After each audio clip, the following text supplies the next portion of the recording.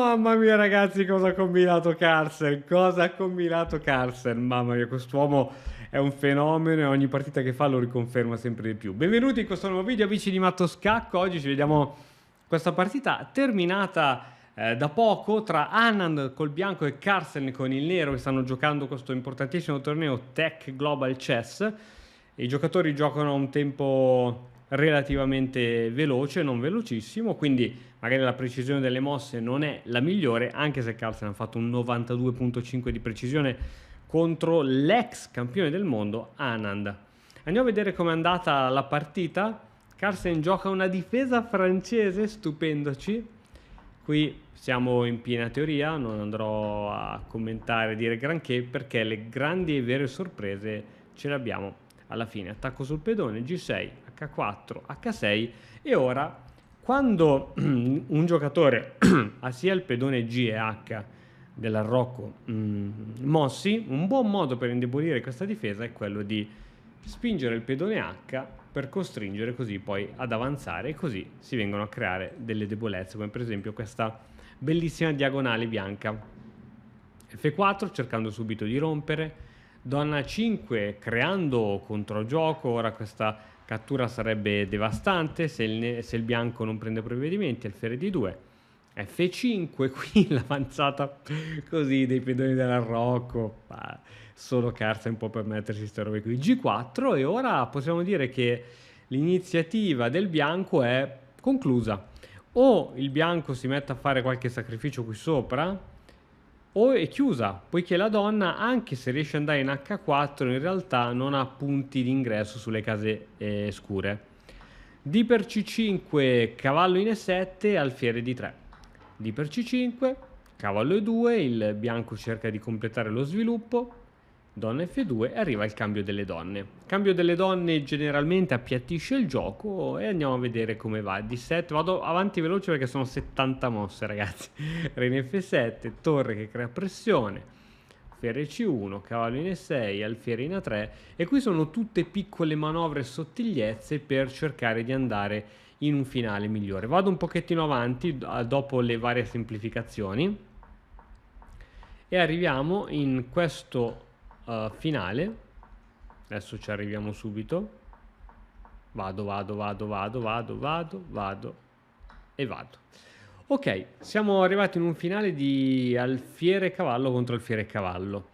È un finale secondo il motore pari, 0.00, ma pari. Se vogliamo, il nero, sia Carlsen, ha un leggero vantaggio dovuto ad una migliore struttura pedonale ad ovest, dove invece Anand ha i pedoni doppiati.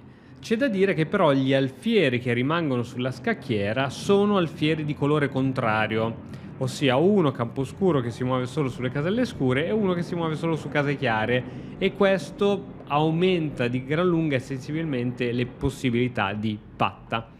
Alfiere F3, re in E3, l'alfiere in D1. Adesso arrivano manovre di Carlsen per cercare di tenere sott'occhio le due debolezze. Quali sono queste due debolezze del bianco? Il pedone C2 è una debolezza e il pedone H5 è una debolezza. Perché vengono chiamati debolezze questi punti? Perché sono pedoni che possono essere difesi solo da pezzi.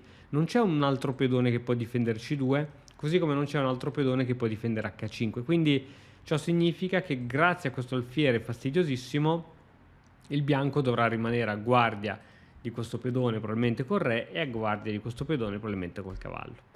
Re di 2 attaccando anche l'alfiere che si sposta, re in E3, e andiamo avanti, arriva un ulteriore cambio. Anche dopo questo cambio la posizione secondo il motore è totalmente pari. Qui bisogna capire cosa fare, bisogna temporeggiare, perché Carlsen vuole forzare la vittoria, e questo è una cosa che ho imparato insomma sulla mia pelle. I giocatori più forti, con un elo più forte del vostro, anche in una situazione di parità come questa, parità assoluta, cercheranno di continuare a giocare cercando di battervi con l'esperienza, poiché a un certo punto voi farete quella piccola imprecisione e loro troveranno il modo per punirvi. Quindi Carlsen continua a giocare nonostante la posizione completamente pari. E qui arriva infatti l'errore. Re C1. Perché Re C1 e anziché la normale re 3, re di 4, o comunque, allora, tenendo conto che questo re deve rimanere alla difesa del pedone C2, perché altrimenti l'alfiere qui si cattura, re 3 potrebbe essere una buona alternativa per mantenere il re in gioco. Re C1 giocata da Anand con l'idea di rimanere a dare un'occhiata al pedone C2 ad ovest, con l'idea di dire tanto qui il re non potrà mai entrare poiché ho creato una barriera, ossia grazie alla combinazione del pedone e del cavallo il suo re non riuscirà mai ad entrare da nessuna parte poiché queste case sono occupate. Ma stai giocando contro Carlsen, quindi mai dire mai, vediamo come va a finire la partita. Il re si avvicina, ricordiamo che non può entrare poiché queste caselle sono controllate, ma c'è sempre questa possibilità di sacrificio con la spinta B4, il che permetterebbe dopo la cattura l'ingresso del re, e con un re nero molto attivo, un re bianco fuori gioco, non so come andrebbe la partita. Arrivano un po' di manovre, fiere F3, re B2 e arriva finalmente la sensazionale B4. Ok, il motore non la considero eccezionale, ma ha il suo perché. Ora, come dicevamo, si è liberata la casa centrale di 4. Scacco, re di 3. Ora il nero ha un pedone in meno, ma ha un'iniziativa fortissima. Innanzitutto fa pressione su questo pedone C3, quindi il re bianco non potrà mai togliersi da qui. Ed è interessante vedere come il nero, Carlsen, riuscirà a trasformare questa situazione difficilissima da trasformare in una vittoria. B5, sacrificio per Anand. L'idea è: se mi catturi io vado a promozione col pedone A, e la partita va così. Ora, come fai a dire che questa partita è vinta per il nero? Ok, Anand non riuscirà a promuovere perché comunque la casa 8 è difesa da questo alfiere, quindi nella mente di Anand è: devo trovare un modo per deviare questo alfiere da questa diagonale affinché io possa andare a promozione, ed ecco che arriva il piano. Re di 2 a 7, ad un passo dalla promozione, ma questa casa abbiamo detto che è sempre tenuta. Alfiere di 5 e attenzione, cavallo F5, l'ultimo errore. Sembra una mossa che funziona, ma in realtà probabilmente c'era bisogno di più tempo per calcolarla. L'idea è: il bianco adesso ha 2 pedoni che andranno a promozione, l'alfiere potrà tenerne solo uno. Nel momento in cui va a promozione il pedone A8, parte quell'altro. Nel momento in cui va a promozione il pedone E, parte quell'altro.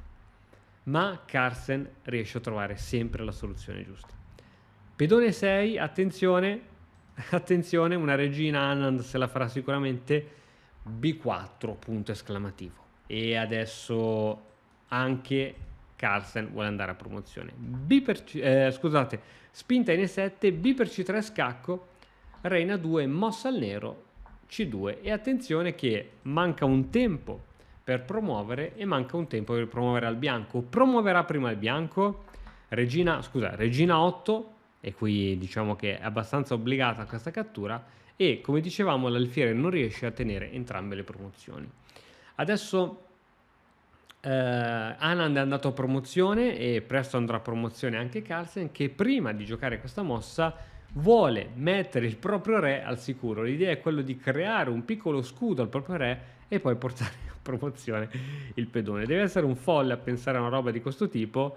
E dopo donna di 4 di Anand, guarda la barra come si è colorata tutta di nero. Signori e signori, abbiamo cavallo C1 scacco.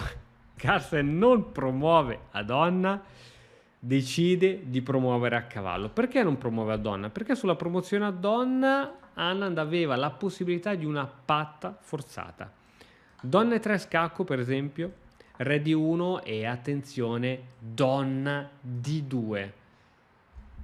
Dove va il re? Il re nero. Da nessuna parte. Bisogna catturare questa regina. Sì, il problema è che se catturi questa regina la partita finisce per stallo. Il re qui non può andare, che c'è la regina. Qui non può andare, che c'è il pedone. Qui c'è la regina. Qui c'è la regina. Qui c'è la regina. Stallo. I pedoni sono bloccati. La partita finirebbe per parità. Carlsen quindi decide di promuovere a cavallo con scacco per evitare che la partita finisca in parità. Reina 3, C3, e adesso si fa spazio anche a questo pedone. Incredibile come la coordinazione del cavallo e dell'alfiere permettono di creare degli scudi e di salvarsi dai vari scacchi di donna e di portare questo poi dona promozione. Donna B6, cavallo E2 e ora si va a promozione. Donna H6, C2 e qui la partita è finita. Che dire, una partita eccezionale, ricca di mosse spettacolari con un finale giocato in maniera magistrale. Signore e signori, il più forte del mondo rimane sempre lui.